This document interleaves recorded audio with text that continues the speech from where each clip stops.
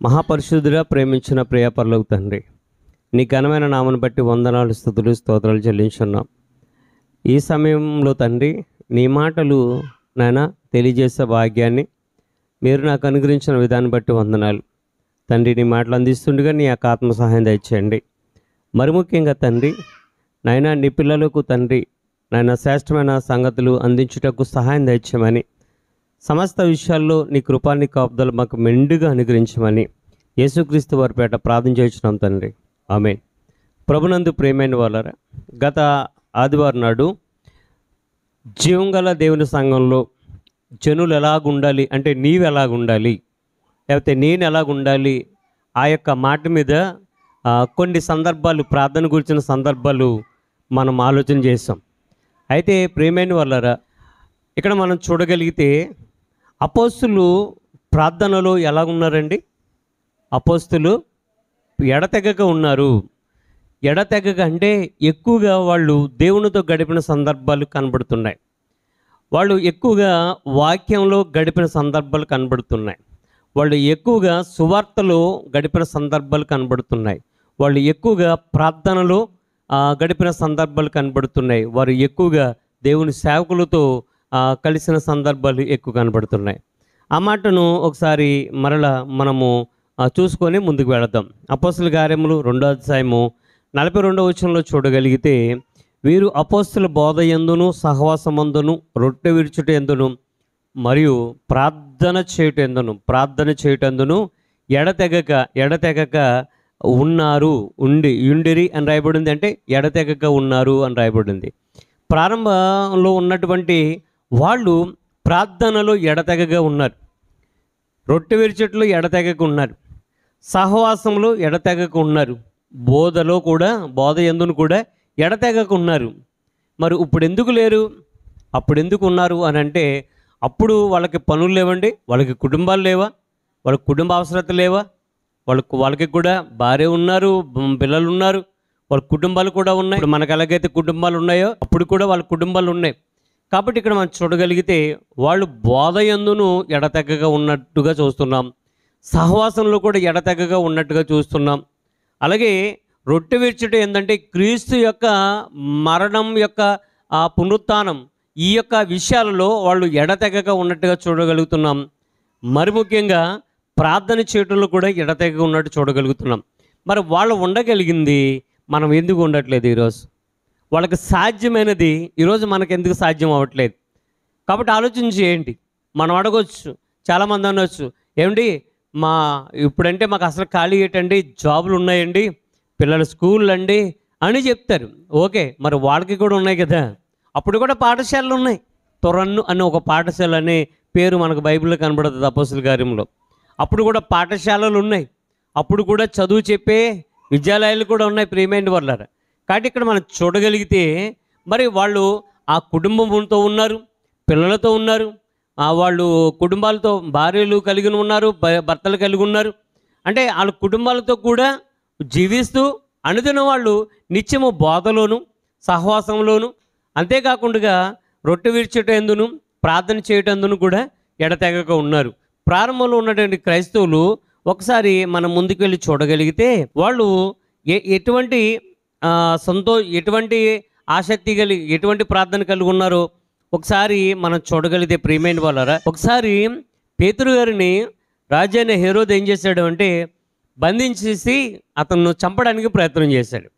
అయితే ఈ పేతురు గారిని బంధించి హతమార్చడానికి ప్లాన్ చేసినప్పుడు పేతురు గారిని బంధించారు.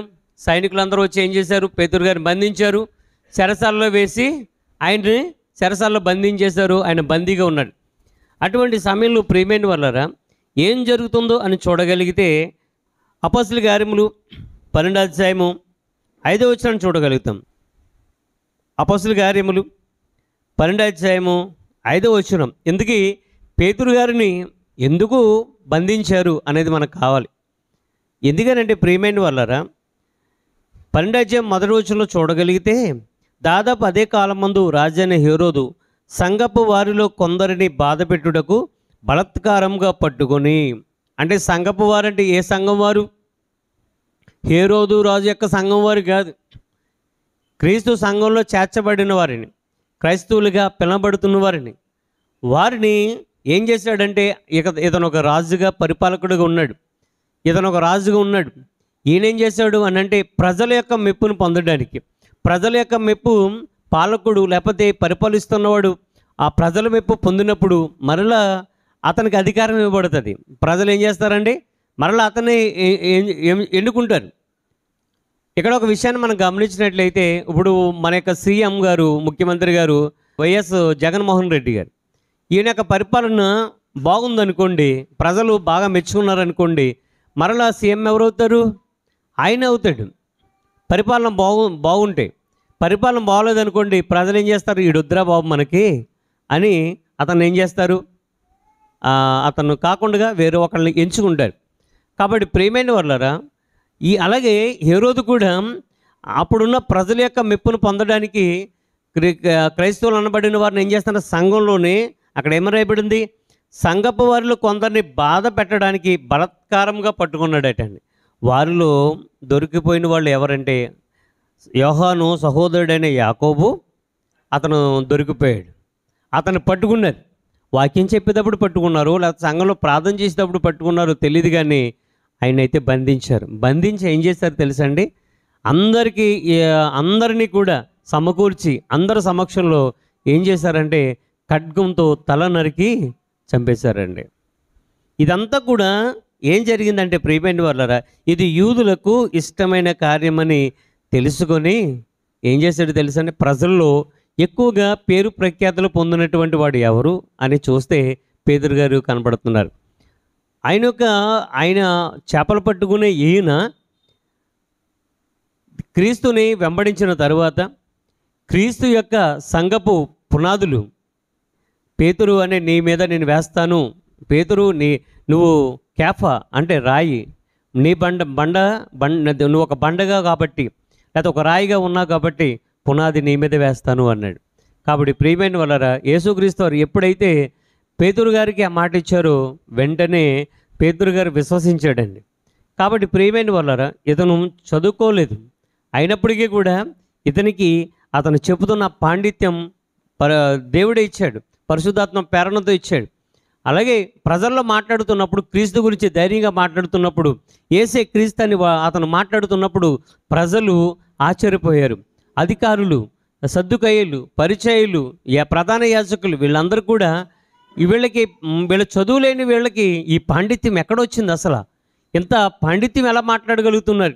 ఇటువంటి మహాజ్ఞాన సంగతులు వీళ్ళ ఎలా చెప్పగలుగుతున్నారు అని వాళ్ళు ఆశ్చర్యపోయి ఏం చేస్తారు అంటే, ప్రజల్లో ఆ యేసుక్రీస్తు వారి గురించిన సంగతులు పేతురు గారు బోధిస్తున్నప్పుడు ఒకసారి 5,000 మంది వెంటనే మారారటండి. అంటే 5,000 మందికి అర్థమయ్యే రీతిలో పేతురు గారి ద్వారా పరిశుద్ధాత్మ దేవుడు మాట్లాడిన సందర్భం మనం చూడగలిగితే, ఆ రోజున అందరూ కూడా మేము తప్పు చేసాం, క్రీస్తుని మేము అన్యాయంగా చంపడానికి కారకులైన మమ్మల్ని క్షమిస్తాడా ప్రభు అంటే ఖచ్చితంగా క్షమిస్తాడు, క్షమించడానికి సిద్ధమైన మనసు గలవాడు అనేసి ఆయన బోధ చేసినప్పుడు, మారు మనసు గురించి, పాప క్షమాపణ గురించి బోధ చేసినప్పుడు 5,000 మంది మారారండి. తర్వాత 3,000 మంది మారారండి. ఏం ప్రసంగం చేసి ఉంటాడండి? ఇటువంటి మైకులు లేవు, ఇటువంటి సౌండ్ సిస్టమ్ లేదు, లైటింగ్ సిస్టమ్ లేదు, ఇటువంటి కెమెరాస్ లేవు, ఇటువంటి మైకులు కూడా లేవు. ఆయన అన్ని వేల మందికి ఎలాగా వినబడింది? ఈ రోజున ఒక 100 మందికి మనం మీటింగ్ పెట్టాలి అని అంటే సౌండ్ ఎక్కడ తీసుకురావాలి, ఏ సౌండ్ పెట్టాలి, యాంపుల్ వారు ఏం పెట్టాలి, ఏ బాక్సులు పెట్టాలి, 250 పెట్టాలా, 450 పెట్టాలా, లేకపోతే ఫోటోలు పెట్టాలా అనేది ఆలోచన చేసుకుంటాం. అప్పుడు ఆ సిస్టమ్ ఏమీ లేదే, అటువంటి ఆ పరిస్థితులు ఏమీ లేవే. కాబట్టి ప్రియమైన వాళ్ళు ఇక్కడ మనం చూడగలిగితే పేతురు గారు మాట్లాడుతున్నప్పుడు మాటలు 5,000 మందికి వినబడ్డాయి, 3,000 మందికి కూడా తర్వాత వినబడ్డాయి. ఎంత స్పష్టంగా వినబడ్డాయి ఉంటాయండి 5,000 మందికి. 10 మంది ఇక్కడ ఉంటే గుణగుణ అక్కడంతా కూడా గందరగోళంగా ఉంటుంది. బ్యాంకులో చూడండి, బ్యాంకుకి వెళ్ళండి, అక్కడ ఎవరి మాటలు వాళ్ళు. హాస్పిటల్కి వెళ్ళండి, ఎవరి మాట్లాడవే అక్కడ ఉంటుంది. ఒక నర్సు ఫోటో ఉంటుంది, రోడ్డు మీద వెళ్ళేసుకొని ఇలా ఉంటుంది కింద, సైలెన్స్ ప్లీజ్, నిశ్శబ్దంగా ఉండవలేను అంటాడు. నిశ్శబ్దంగా ఉంటారు వీళ్ళు. పేషెంట్ రూమ్లోకి వెళ్తారు, చూసి రావాలి కదా. మీరు ఆలోచించండి, పేషెంట్ దగ్గరికి వెళ్తారు, ఏమైందమ్మా అని అడుగుతారు, వాళ్ళు మొదటి నుంచి చెప్పు రావాలి. వీళ్ళు వెళ్ళిపోతారు, మళ్ళీ ఇంకొకరు వస్తారు, ఏమైందమ్మా అంటారు, వాళ్ళు మొదటి నుంచి రావాలి. చెప్పి చెప్పి చెప్పి వాళ్ళకి అలవాటు అయిపోద్ది.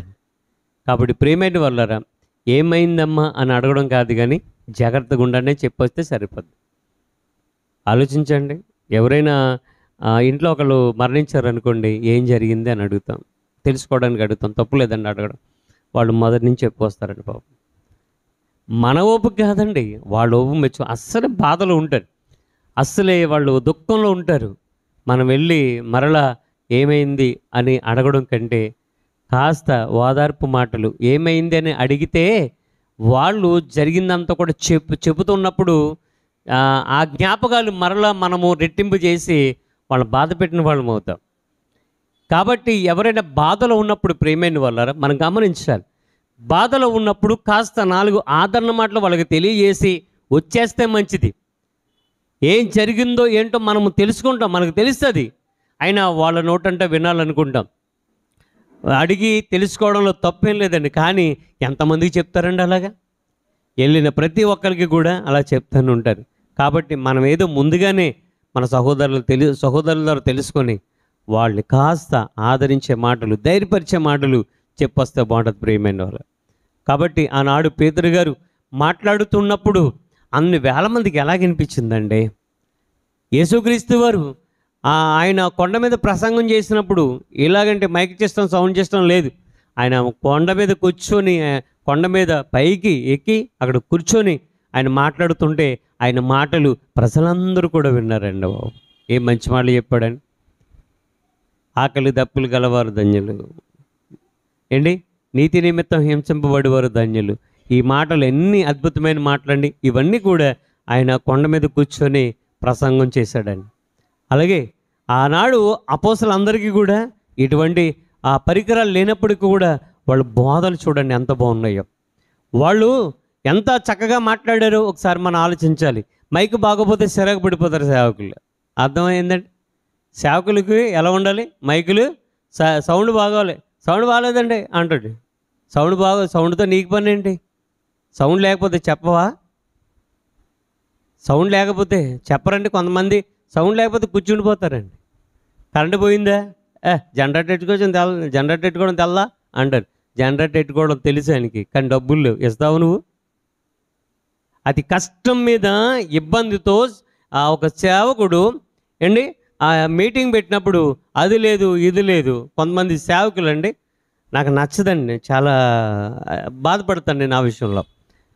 వాళ్ళు పాపం కొన్ని పల్లెటూరులోనండి సేవకులు సేవ చేస్తున్నప్పుడు వాళ్ళు ఏమంటారు అంటే, ఇదిగో పలానా రాజమండ్రి నుంచి లేకపోతే పలానా చోట నుంచి సేవకులు వస్తున్నారు, మనకు 3 రోజుల సభలు ఉన్నాయి, పగలు ఉంటే రాత్రి ఉంటాయి.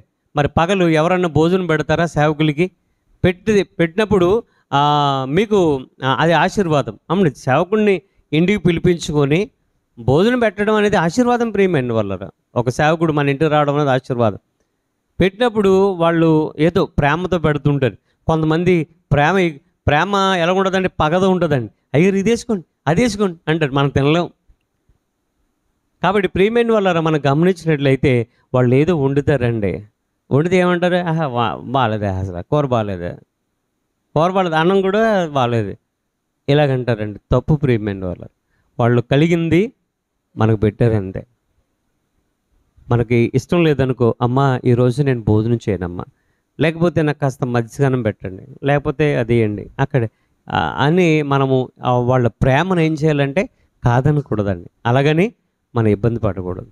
కాబట్టి ప్రియమైన వాళ్ళారు, పేతురు గారు యొక్క ప్రసంగం అంటే అన్ని వేల మందికి ఎలాగా, నాకు చాలా ఆశ్చర్యం కదండి. మైకులు లేవు, సౌండ్ సిస్టమ్ లేదు, ఏమీ లేవు, ఏ పరికరాలు లేవు. 5,000 మంది ఎలా మారగలిగారు? ఆయన మాటలు అంతమందికి ఎలా వినబడ్డాయి? ఒక 200 మంది ఉంటే అది గుసగుస అదొక గుసగుస శబ్దం అనమాట. పెళ్ళిలో చూడండి, పెళ్ళిలో మహా అయితే పెళ్ళిలో ఎంతమంది ఉంటారు? మహా అయితే 100 నుంచి 100 మంది ఉండొచ్చు, 150 మంది ఉండొచ్చు. ప్రసంగం చేస్తూనే ఉంటారు, ఆ మాటలు సౌండ్, ఆ హాల్ అంతా కూడా సౌండే. వినరు, కంట్రోల్ ఉండరండి అసలు. కష్టకాలు మాట్లాడుకుంటారు. ప్రసంగం చేస్తుంటే, వదిన ఏ చీర ఎక్కడ కొన్నావు,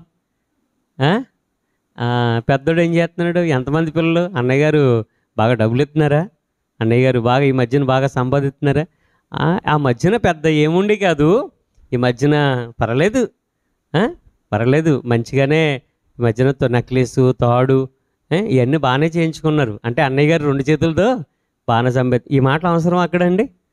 అక్కడ ఏం చెప్తున్నారు, వివాహం గురించి చక్కటి సంగతులు చెప్తున్నారు. అబ్బే అయ్యేమి వినరండి. పుట్టినరోజు అసలు మనం ఎందుకు పుట్టామో ఏంటో తెలుసుకోవాలి కదా, అది ఉండదండి అక్కడ కూడా మాటలే. అమ్మాయి పుష్పవతి అయిందని ఏదైనా కార్యక్రమం పెట్టుకున్నా అక్కడ కూడా మాటల విషయం పక్కన పెట్టండి, బైబిలే తెచ్చుకోరండి చాలామంది. కానీ పేతురు ఏం చేశాడండి ప్రసంగం, ఎంత గొప్పగా చేశాడు ప్రసంగం. ఆయన చదువులేదు అయినప్పుడు కూడా పరిశుద్ధాత్మతో నింపబడి మహానుభావుడు అంత గొప్ప ప్రసంగం చేశాడు అని అంటే అండి, ఈ రోజున ఒక మీటింగ్ పెట్టాలంటే ఎన్నో సమకూర్చాలి, ఎప్పటి నుంచో ప్లాన్ చేయాలి. ఒక చిన్న మీటింగ్ పెట్టాలన్నా, చర్చిలో మీటింగ్ పెట్టాలన్నా 10 మంది కూర్చొని ఆలోచించుకొని ఏం చేస్తే బాగుంటుంది అని ప్లాన్ చేస్తాం. కానీ వాళ్ళు ఆలోచించండి. కాబట్టి ప్రియమైన వాళ్ళరా, పేతురు గారు ప్రసంగం చేస్తే అండి అన్ని వేల మంది మారారు కదా. ఓకే, ప్రజల్లో ఈ నెక్స్ట్ యాకోబు గారిని మనం చంపేశాం. ఇది యూదులందరూ కూడా హేరోదుని అన్నారంట, రాజా చాలా మంచి పని చేసావు, ఆ యేసు యొక్క పేడ విరగడైపోద్ది ఇతను చంపేశా కాబట్టి, అలాగే ఇంకా ఉన్నారు కదా వాళ్ళని కూడా లేపే అని ఎంకరేజ్ చేశారటండి. వాళ్ళ అంటే ప్రజల యొక్క ఇష్టం మేరకు యూదులు కట్టండి, ఇది యూదులకు ఇష్టమైన కార్యం ఏంటది, యాకోబు గారిని ఖడ్గంతో చంపేస్తే యూదులకి ఇష్టమైందా? ఒక సేవకుడు, యథార్థమైన సేవకుడు, పరిశుద్ధుడైనటువంటి సేవకుడు, అపోస్తుడు యాకోబు గారిని దేవుని పని చేస్తుంటే, క్రీస్తుని ప్రకటిస్తుంటే ఖడ్గంతో రాజాని హేరోదు పట్టుకొని వచ్చి యూదుల అందరి సమక్షంలో ప్రజలు చూస్తుండగా చిరచ్ఛేదన చేశాడంటే ఇది తప్పు అని ఖండించేవాడు ఎవరూ లేరండి. రాజైన హేరోదు తన తమ్ముడు భార్యను ఉంచుకున్నాడండి. ఎవరైనా ఏ రోజైనా ఇటువంటి పని చేస్తాడా, ఇటువంటి పనిమాలి పని చేస్తాడా? బాప్తిస్మం ఇచ్చి యోహాను ఏం చేశాడు, రాజా నువ్వు చేస్తుంది తప్పు, నీ తమ్ముడి భార్యని నువ్వు అలా ఉంచుకోకూడదు, తప్పు. మరదలు బావకి ఏమవుతుందండి, కూతురుతో సమానం అంటారు. అంటే బావ ఏ స్థానం ఇచ్చింది సమాజం, తండ్రి స్థానం ఇచ్చింది.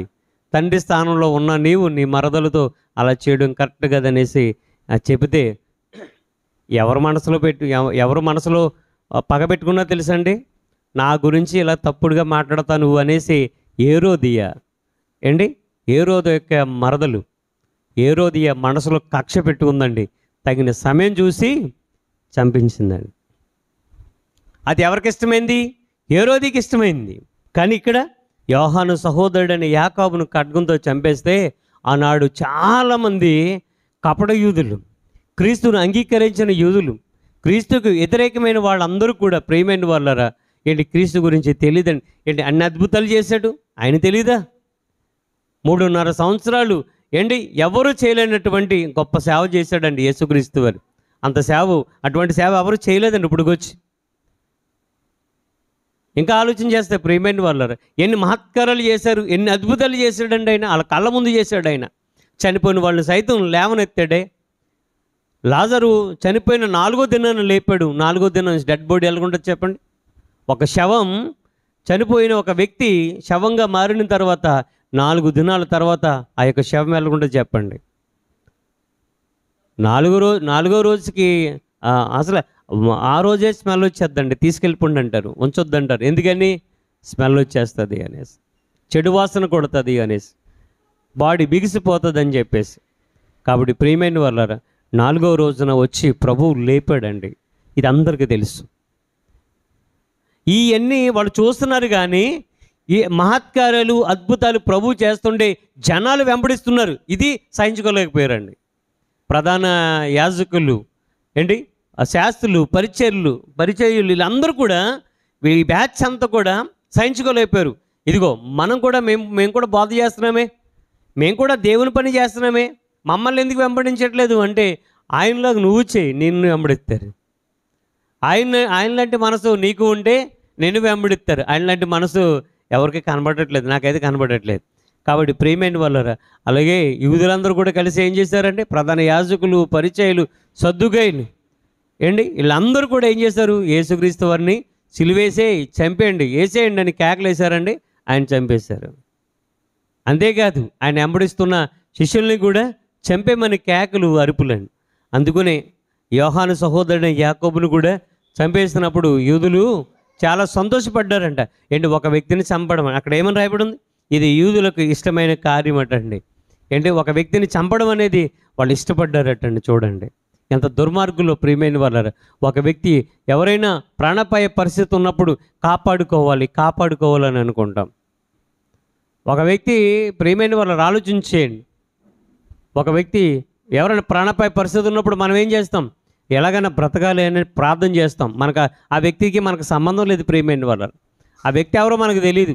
అంబులెన్స్ వెళుతున్నప్పుడు, రోడ్డు మీద హైవేలో వెళుతున్నప్పుడు అంబులెన్స్ వెళుతుంటే, ప్రభువా వాళ్ళు ఎవరున్నారో నాకు తెలియదు, కానీ వాళ్ళని నువ్వు కాపాడు అని మనసులో ప్రార్థన చేసుకుంటాను.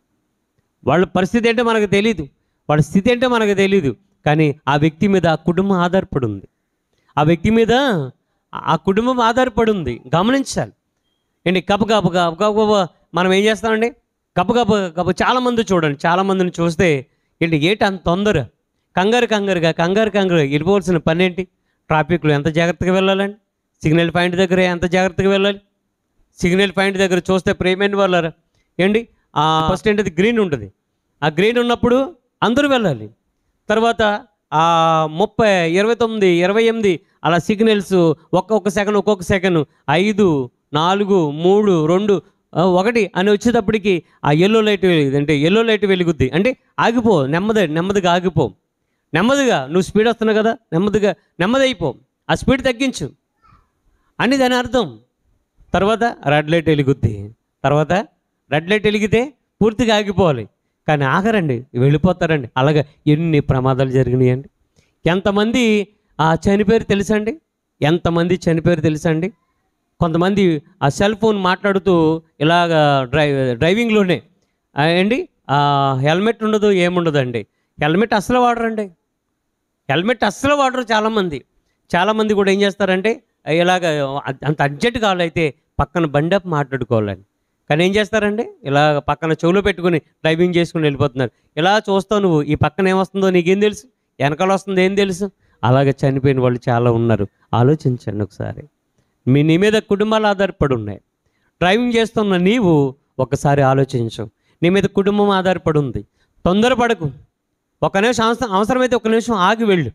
ఫోన్ వస్తే ఆగి మాట్లాడి వెళ్ళు, లేకపోతే నువ్వు ఫోన్ పక్కన పెట్టుకో. అంతే తప్ప ఫోన్ వచ్చిందనేసి ఫోన్లో మాట్లాడుతూ ఓ పక్కన డ్రైవింగ్ చేస్తూ ఓ పక్కన ఫోన్లో మాట్లాడుతూ వెళ్ళిపోతున్న ప్రమాదాలు పొంచి ఉన్నాయి, జాగ్రత్త. కాబట్టి ప్రియమైన వాళ్ళరా చాలామంది అలాగే తన యొక్క ప్రాణాలు పోగొట్టుకుని కుటుంబాలను రోడ్డు పాలు చేసిన వాళ్ళు చాలామంది ఉన్నారు. ప్రియమైన వాళ్ళు అజాగ్రత్త డ్రైవింగ్. కొంతమంది నువ్వు చూసుకోకుండా ఎదురు వాహనాలకు వెళ్ళిపోయి వాళ్ళు డాష్ ఇవ్వడం వల్ల నువ్వు నష్టపోతున్నావు. అలాగే నువ్వు కూడా చూసుకోకుండా వెళ్ళిపోయి అజాగ్రత్తగా ఎదుటివాడు జాగ్రత్తగా వస్తున్నప్పుడు అతను కూడా డాష్ ఇచ్చి అతను కూడా ఢీకొని వాళ్ళు నష్టపోయేలాగా వాళ్ళు ప్రాణం పోవడానికి కారకులు అవుతున్నారు. వీళ్ళు కూడా ప్రాణాలు పోగొట్టుకున్నారు. ఇటువంటి డాష్లు ఎప్పుడైతే ఇలా జరిగినాయో అవతల వ్యక్తి చనిపోతున్నాడు, ఇవతల వ్యక్తి చనిపోతున్నాడు. అప్పుడు ఏమవుతుందండి, రెండు కుటుంబాల యొక్క యజమానులు ఏమవుతున్నారు, చనిపోతున్నారు. అప్పుడు కుటుంబాలు ఏమవుతున్నాయి, రోడ్డు పాలు అవుతున్నాయి. ప్రియమైన వాళ్ళు ఆలోచించండి. యోహాను సహోదరుడైన యాకోబు కటకంతో చంపబడినప్పుడు యూదులందరికీ కూడా ఇష్టం. కాబట్టి ఇక్కడ మనం చూడగలిగితే ప్రియమైన వాళ్ళరా ఇది చాలా ఇష్టమైందంట.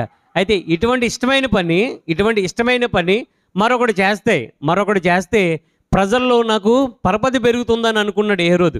ఏం చేశాడో తెలుసా అండి, 3వ వచనం, ఇది యూదులకు ఇష్టమైన కార్యమని తెలుసుకొని పేతురుని కూడా పట్టుకొనెను. పేతురు ఏం చేశాడటండి, సంఘంలో బోధిస్తున్నప్పుడు యాకోబుని పట్టుకున్నట్టుగానే పేతురును కూడా పట్టుకున్నాడటండి. పేతురు కూడా పట్టుకుని, అంటే ఆ సైనికులు వెళ్ళి పట్టుకున్నారు. ఆ దినములు పులియని రొట్టెల పండుగల దినములు. 4వ వచనం, అతన్ని పట్టుకుని చెరసాల్లో వేయించి పస్కా పండుగ అయిన పిమ్మట ప్రజల యొద్దకు అతన్ని తేవాలని ఉద్దేశించి అతనికి కావలి యుండుటకు 4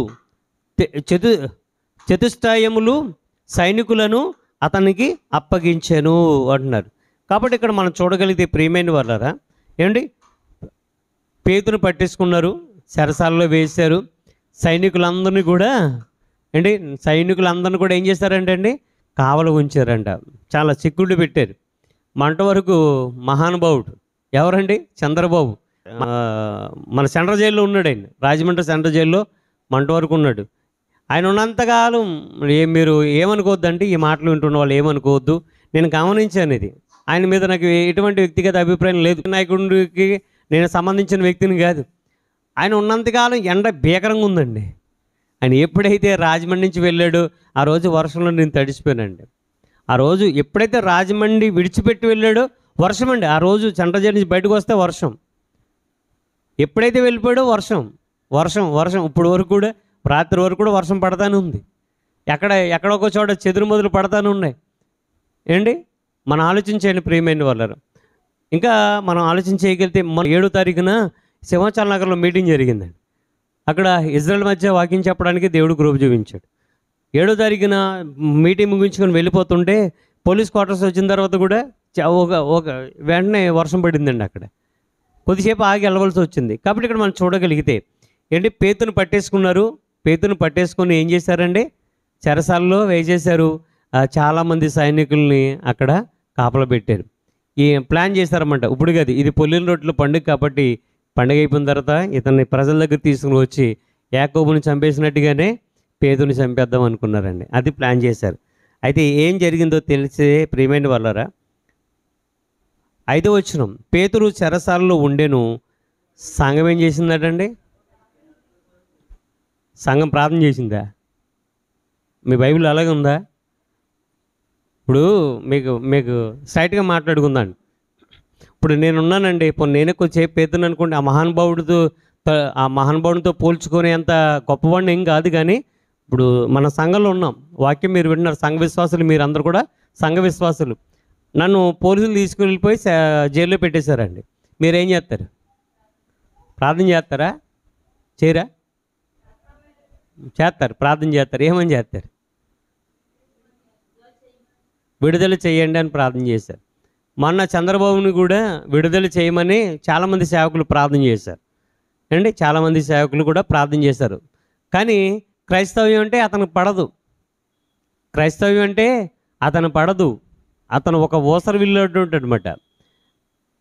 ఒకసారి గుంటూరు మహాసభలకి ఆయన ముఖ్యమంత్రిగా ఉన్నప్పుడు వెళ్తే, యెహోవా నా కాపరి, నాకు లేమి కలగదు అని 23 కీర్తన చదివాడు ఆయన, చంద్రబాబు నాయుడు గారు. తర్వాత ఈ మత మార్పులు ఏంటండి అని భీకరంగా క్రిస్టియన్స్ మీద అతనిలో ఉన్న చెడంతా కూడా, అతనిలో ఉన్న ద్వేషం అంతా కూడా అతను వెళ్ళగక్కాడండి. ఆలోచించండి ప్రియమైన వాళ్ళారు. అంటే వీళ్ళ రాజకీయ నాయకులు కాబట్టి ఏ ఎండకు ఆ గొడుగు పెట్టే రకాలు వీళ్ళు. అర్థమైందండి? ప్రతి ఒక్కళ్ళు కూడా అంతే. ఇక్కడికి వచ్చి ఏం చేస్తారు, మేము నగ్గాలని ప్రార్థన చేయండి అంటారు. అదే మసీదుకి వెళ్ళి అక్కడ ప్రార్థన చేయించుకుంటారు, గుళ్ళకి వెళ్ళి అర్చనలు చేయించుకుంటారు. ప్రియమైన వాళ్ళు అన్ని దిక్కులో ఉంటారు. అందరూ కావాలి వీళ్ళకి ఏంటి. మరి అందరి ఓట్లు నీకు కావాలి కదా. మరి క్రిస్టియన్ అంటే ఎందుకు అంత చులకంగా అయిపోయారు మీకు? వాళ్ళ ఓట్లు కూడా నువ్వు వేసుకుంటున్నావు కదా. కాబట్టి ఆలోచించండి. ఇక్కడ మనం చూడగలిగితే ఏంటి, పేతురు చెరసాల్లో ఉన్నాడు. సంఘం అంతా కూడా ఏం చేస్తుందో తెలుసండి, ఆసక్తితో. ఏమని రాయబడి ఉంది అక్కడ? పేతురు చెరసాలలో ఉంచబడెను, బందీ అయిపోయాడండి. సంఘం అయితే అతని కొరకు ఆసక్తితో కాదండి, అత్యాసక్తితో దేవునికి ప్రార్థన చేయుచుండెను. సంఘం ప్రారంభంలో చూసారా, వాళ్ళు ప్రార్థనలో నిలకడగా ఉన్నారండి. అప్పుడు సంఘం ఏం చేస్తుంది, సేవకుణ్ణి, వారి యొక్క సంఘ కాపరుని ఏ రోజు బట్టలు తీసుకుని వచ్చి సైనికులు వచ్చి అతను బంధించేస్తే అత్యాసక్తితో ప్రార్థన చేస్తుందండి. కాబట్టి సంఘంలో ఇటువంటి అత్యాసక్తి ప్రార్థన ఎక్కడ కనపడుతుంది చెప్పండి? కమలచందన గారికి ఆపరేషన్ జరిగే ముందు మన అందరూ రావాలి, కూడుకోవాలన్నాం. అందరూ వచ్చారండి? అందరూ వచ్చారా? అందరూ వచ్చారంట. సంఘం అంతా వచ్చారా? కొంతమంది రాలేదు. ఎందుకని? వాళ్ళకి వద్దా? భారం వాళ్ళకి లేదా? ఆలోచించండి ప్రియమైన వాళ్ళు. అందరూ అంటే మ్యాక్సిమం 90% వచ్చారు. రాలేదన్నట్లేదు, 90% వచ్చారు. కానీ ఆ 10% కూడా రావాలి. అలాగే ప్రతి ఒక్క సమస్య కూడా నాదే అనుకోవాలి. ప్రతి ఒక్క సమస్యలో కూడా సంఘం అంతా కూడా ప్రార్థించాలి ప్రియమైన వాళ్ళారు. మనం ఇక్కడ చూడగలిగితే ప్రియమైన వాళ్ళారు, సంఘం అత్యాసక్తితో ప్రార్థన చేసినట్టుగా మనకు కనబడుతుందండి. కానీ దేవుడు గొప్ప కార్యం చేశాడు. దేవదూతను పంపించాడు అండి. ఆ దేవదూత వచ్చేటప్పుడు పేతురు సారు ఎలా పడుకున్నారండి? గొరకెట్టి పడుకున్నారటండి. తట్టి లేపిందటండి దేవదూత వచ్చి తట్టి లేపితే ఆయన కళను కొట్టినాడటండి. తీసుకొచ్చి ఎక్కడ నిలబెట్టింది తెలుసా అండి? సంఘం ముందు నిలబెట్టింది. సంఘం ముందు నిలబెడితే రోదే అనే ఒక చిన్నది పేతురు గారు సంఘం దగ్గరికి వచ్చి అక్కడ దేవదూత విడిచిపెడితే అప్పుడు కానీ అర్థం కాలేదు. నేను చెరసాల్లో ఉన్నాను కదా, ఇక్కడ ఉన్నానేంటి అని ఆశ్చర్యపోయాడటండి.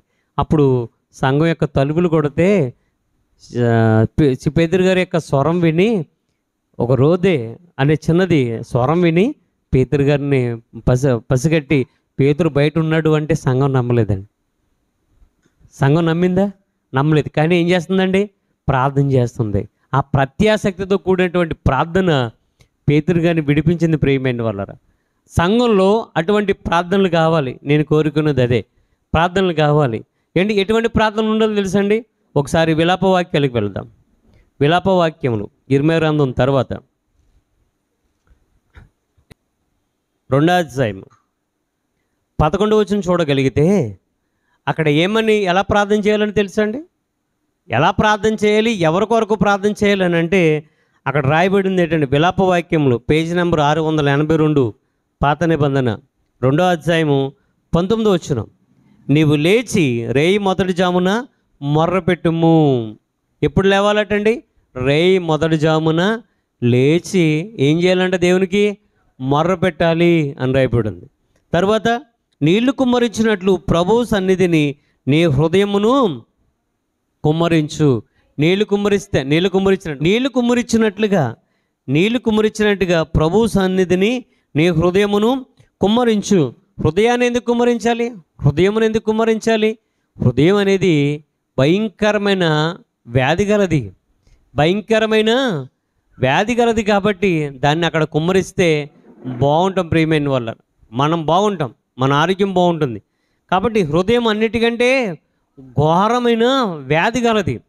కొంతమంది పిల్లలు మాట్లాడుతుంటారు, నా హృదయం ఆ అమ్మాయికి ఇచ్చేసాను, లేకపోతే నా మనసులో ఆ పిల్లోడు ఉన్నాడండి, నా యొక్క హృదయాన్ని ఆ పిల్లోడికి ఇచ్చేసానండి అంటది. ఏమిచ్చిందిరా నాన్న నీకు? నీ ప్రియురాలు ఏమిచ్చింది నీకు? హృదయం ఇచ్చింది నాన్నా, తన హృదయాన్ని నాకు ఇచ్చిందన్నా అంటున్నాడండి. ఒక తమ్ముడితో మాట్లాడుతుంటే ప్రేమలో మునిగిపోయాడండి తమ్ముడు. ఆ తమ్ముడితో ఏమన్నాడంటే, ఎరా తమ్ముడు ఏంట్రా అని అంటే, అనా ఆ అమ్మాయి మా లవరు నాకేమిచ్చింది తెలుసా? హృదయాన్ని ఇచ్చేసింది అన్నయ్య, తన హృదయాన్ని నాకు ఇచ్చేసింది అన్నయ్య. బైబిల్ ఏమంటుంది?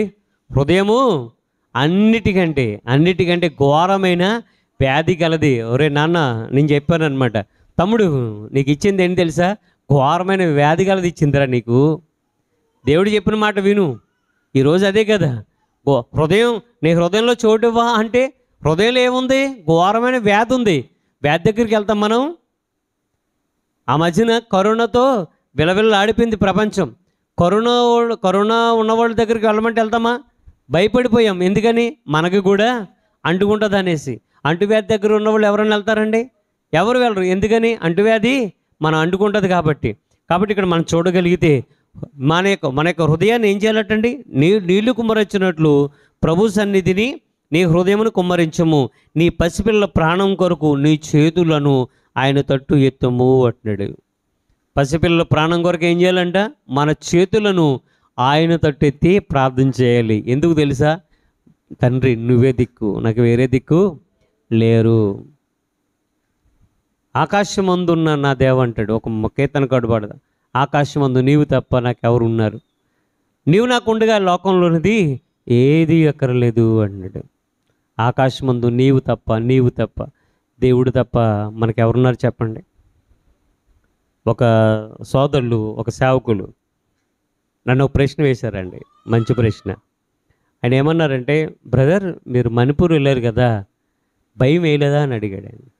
మీరు మణిపూర్ వెళ్ళారు కదా, భయం వేయలేదా? మరలా వెళ్తానంటున్నారు, భయం వేయలేదా? ముందుసారి వెళ్ళినప్పుడు భయం వేయలేదంటే అప్పుడు నేనేమన్నా తెలుసా? అన్నా భయం వేయలేదన్నా అన్నాను. ఎందుకో తెలుసా? ఎందుకు భయం వేయలేదు తెలుసా? లోకంలో ఉన్నవాడి కంటే నాలో ఉన్నవాడు గొప్పవాడన్నా, ఆ గొప్పవాడిని నాలో పెట్టుకుని వెళ్ళానన్నా అన్న. ఆ తమ్ముడు సూపర్ తమ్ముడు వాళ్ళు చాలా మంచి విశ్వాసం కలిగిన వారని. కాబట్టి ప్రియమైన వారు మనం గమనించండి, లోకంలో ఉన్నవారి కంటే మనలో ఉన్నవాడు గొప్పవాడు. ఆ గొప్పవాడి తోడు మనకి ఎల్లప్పుడూ కూడా ఉంటుంది ప్రియమైన వాళ్ళారు. కాబట్టి నీళ్ళు కుమ్మరించినట్టుగా మన హృదయాన్ని కుమ్మరించాలి. పసిపిల్లల ప్రాణం కొరకు మన చేతులు తండ్రి అయిన దేవుని తట్టు ఎత్తాలి. ప్రతి వీధి మొగను ఆకలిగొని వారు మూర్ఛిల్లుచున్నారు, నీవు ఎవని ఎడలు ఈ ప్రకారం చేసేదో యెహోవా దృష్టించి చూడుము అంటున్నాడు. కాబట్టి ఆలోచించండి ప్రియమైన వాళ్ళ, సంఘంలో ఆసక్తితో కూడిన ప్రార్థనలు కరువైపోయినాయి. మొదటి జామున చేసే ప్రార్థనలు కరువైపోయినాయి. కుటుంబ ప్రార్థనలు కరువైపోయినాయి. వ్యక్తిగత ప్రార్థనలు కరువైపోయినాయి. మొత్తానికి క్రైస్తవుల యొక్క జీవితాల్లో ప్రార్థనలు కరువైపోయాయి. కొంతమంది ప్రార్థన చేస్తారు, ఏమని? వాళ్ళ కోసం చేసుకుంటారు. యేసుక్రీస్తు వారు ఏమని ప్రార్థన చేశారు? తండ్రి నీవు నేను ఏకమై ఉండలాగిన వీళ్ళు కూడా ఎలా ఉండాలంట? ఏకమై ఉండాలని ప్రార్థన చేశాడు. పౌలు గారు ఏమని ప్రార్థన చేశారు? జ్ఞానమునకు మించిన క్రీస్తు ప్రేమ వీళ్ళు కలిగి ఉండాలి, మాకు దయచేయి అని వాళ్ళు ప్రార్థన చేశారు.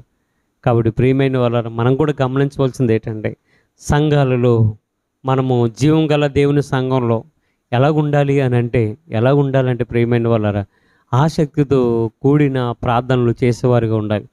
ఈరోజు ప్రార్థనా జీవితం కనుమరుగైపోతుంది ఏంటి?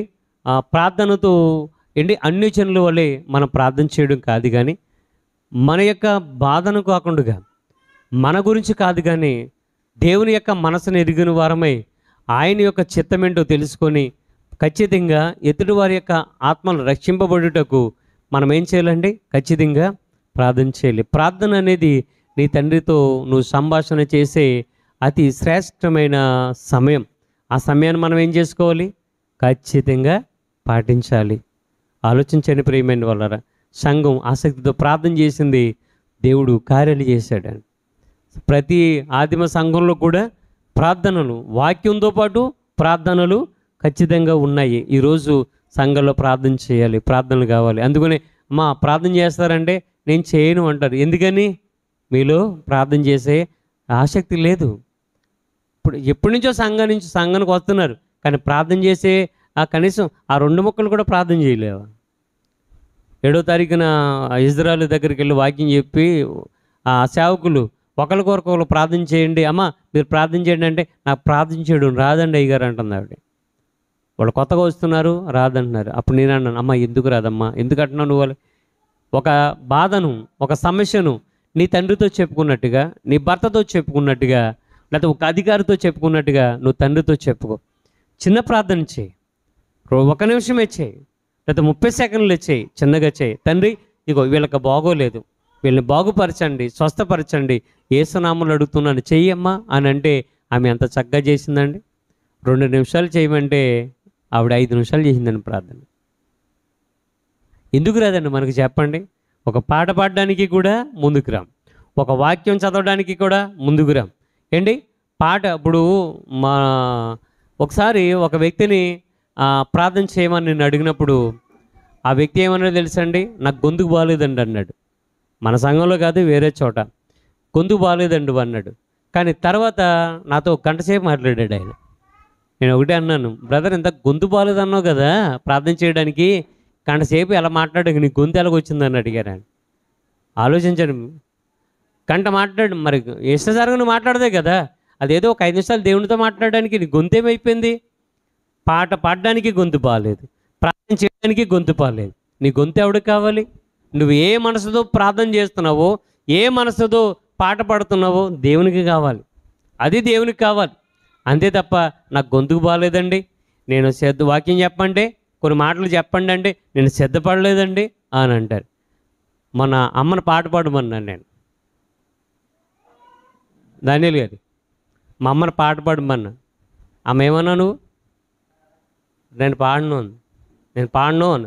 పలానా పాట పాడమ్మా, పాత పాట కదా అని అంటే తప్పులు వచ్చేస్తాను. అమ్మ మేమున్నాం పాడన్నాం, మైక్ ఇచ్చాం, పాట మొదలుకుందండి, చక్కగా పాడేసిందండి.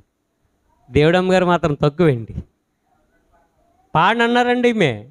పాట పాడను అంటే మీరు పాడగలుగుతారు, మంచి స్వరం దేవుడు మీకు ఇచ్చాడు అని అంటే ఒక పాట పాడమన్నామండి, 2 పాటలు పాడారు. అమ్మా దేవుడు మీకు తలంతి ఇచ్చాడు కదా, ఆ తలంతులు ఏం చేశారు? ఒకప్పుడు మీరు పాటలు పాడిన వాళ్ళు కదా, పాడలే సంఘంలో పాట పాడారా? నిలబడి సంఘంలో పాట పాడిన వాళ్ళు అనుభవాలు ఉన్నాయి కదా, ఎన్ని అనుభవాలు మీకు ఉన్నాయి, అవి మరలా మీరు దేవుని సన్నిధిలో ఉపయోగించండి.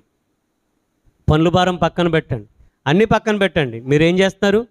వచ్చి దేవుని సన్నిధిలో రేపు స్త్రీల కూడికి కదా, మీరే పాటలు పాడండి, మీరే ప్రార్థన చేయండి. ఆలోచించండి ప్రియమైన వాళ్ళారా, మనకు రాదు అనుకుంటే ఎప్పటికీ రాదు. నాకు చేత కాదంటే ఎప్పటికి కూడా చేత కన్న వాళ్ళకి ఉండిపోతాం. దేవుడికి అది ఎట్టి పరిస్థితుల్లో కూడా ఇష్టం లేదు. ఆ విషయాన్ని ఆలోచించండి. దేవునిలో ఎదిగి వర్ధిల్లాలని కోరుతూ నా మాటలు ముగిస్తున్నాను. నామని బట్టి వందనాలు. తల్లిగారి ప్రార్థన మీరు ఆలకించినందుకు వందనాలు. నాయన నా యొక్క ప్రయాణంలో తోడుగుండండి. కొరగండ్ల గ్రామానికి తండ్రి వెళుతుండగా, జనగామ జిల్లానికి వెళుతుండగా, తెలంగాణ రాష్ట్రంలో తండ్రి నీ మాటలు అందించే భాగ్యాన్ని అనుగ్రహించని ప్రార్థిస్తున్నా. అక్కడ కార్యక్రమాన్ని ఏర్పాటు చేసిన నాన్న జోషువా గారిని, వారి కుమారులు తండ్రి సతీష్ పాల్ గారు, ప్రసన్న పాల్ గారిని బట్టి ప్రార్థిస్తున్నాం. వారు నాయన ఏర్పాటు చేసిన కూడికకు తండ్రి అనేక మంది వచ్చి నీ మాటలు వినే భాగ్యం దయచేయమని ప్రార్థిస్తున్నాం. నీ మాటలు అందిస్తుండగా నాకు నీ ఆత్మ సహాయం దయచేయమని, అలాగే నా రాకపోకల ముందు కూడా నీ కాపుదలు దయచేయమని ప్రార్థిస్తున్నాం. ఆ యొక్క కార్యక్రమాన్ని నీ నామపేట జరిగించండి. ఇదిగో తండ్రి నాయన జీవం గల దేవుని సంఘంలో జనులు ఎలాగూ ప్రవర్తించాలో అంటే నీవు ఎలాగుండాలో నేను ఎలాగుండాలనే మాటలు మేము విన్నాం తండ్రి. సంఘంలో తండ్రి ఆసక్తితో కూడిన ప్రార్థనలు తండ్రి, ఆ ప్రార్థన జీవితం కలిగిన వారంగా మేము ఉండే భాగ్యాన్ని దయచేయమని, అలాగే తండ్రి నీకు ఇష్టమైన ప్రార్థనలు, అలాగే మీరు నన్ను తండ్రి మీ దృష్టికి అంగీకారమైన యోగ్యమైన ప్రార్థనలు ప్రతి ఒక్కరు చేయడానికి కూడా కృప చూపించమని, సంఘ అక్కర్లు అవసరతలు మీరు తీర్చమని సహాయం దయచేయమని, అలాగే తండ్రి యొక్క సన్నిధి మాకు అనుగ్రహించండి. రేపు స్త్రీల కూడికలో తోడుగు నడిపించండి. ఆదివారపు ఆరాధనలో సహాయం దయచేయండి. కొంతమంది బిడ్డలు నన్ను రావడం మానేశారు, వారితో మీరు మాట్లాడండి, నీ సన్నిధి నడిపించండి. ఒకే కుటుంబంగా మేమందరం కూడా కలిసి నన్ను తండ్రి నీ పనులు పాలుభాగస్తులు అయ్యే భాగ్యం దయచేయమని, సమస్త విషయాల్లో నీ సహాయం మాకు అందించి నీ కృపలో జ్ఞాపం చేసుకోమని, ఈ యొక్క బైబిల్ తరగతికి తండ్రి నీ పిల్లలు చాలామంది రాని పరిస్థితుల్లో ఉన్నారు, వారు కూడా సకాలానికి తండ్రి వారు కూడా వచ్చే భాగ్యాన్ని అనుగ్రహించమని, సహాయం దయచేయమని, సమస్త విషయాల్లో నీ కృపాని కాపుదలు దయచేయండి. అనారోగ్యంతో బాధపడుతున్న ప్రతి బిడ్డను కూడా జ్ఞాపం చేసుకోనండి, స్వస్థపరచండి, ఆరోగ్యం దయచేయండి, నీ కృపలో జ్ఞాపం చేసుకోనండి. అలాగే తండ్రి మరి ముఖ్యంగా సంఘంలో తండ్రి ఎటువంటి అక్కర్లు ఉన్నాయో అవసరతలు ఉన్నాయో నీ చిత్తానుసారంగా మీరు తీర్చమని ప్రార్థిస్తున్నాం. మీరు తోడుగుండండి, సహాయం దయచేయండి. చందన గారు కూడా సంపూర్ణమైన ఆరోగ్యం అనుగ్రహించండి, నీ సన్నిధి నడిపించండి, కృపలో జ్ఞాపం చేసుకోమని, అలాగే తండ్రి 2024 సంవత్సరపు నూతన సంవత్సరపు ఆరాధనలు కూడా తండ్రి నీ పిల్లలు సిద్ధపరచండి. ఆ యొక్క కార్యక్రమానికి తండ్రి ప్రతి ఒక్కరు కూడా సిద్ధపడ్డు కూడా కృప చూపించండి. ఆ కార్యక్రమానికి ఆ కార్యక్రమాన్ని కూడా ఘనంగా జరిగించండి. సమస్త విషయాల్లో నీ తోడు నీ కాపుదల తెచ్చామని, క్షేమంగా మా గృహాలకు మమ్మల్ని నడిపించమని యేసుక్రీస్తు వారి పేట ప్రార్థన చేస్తున్నాం తండ్రి. ఆమేన్. మన తండ్రి అయిన దేవుని ప్రేమ, కుమారుడైన యేసుక్రీస్తు వారి కృప, పరిశుద్ధాత్మ దేవుని అన్యోన్య సహవాసం దేవుని పిల్లారా మనందరికీ సదాకాలం తోడు నడిపించును గాక. ఆమేన్. అందరికీ వందనాలు.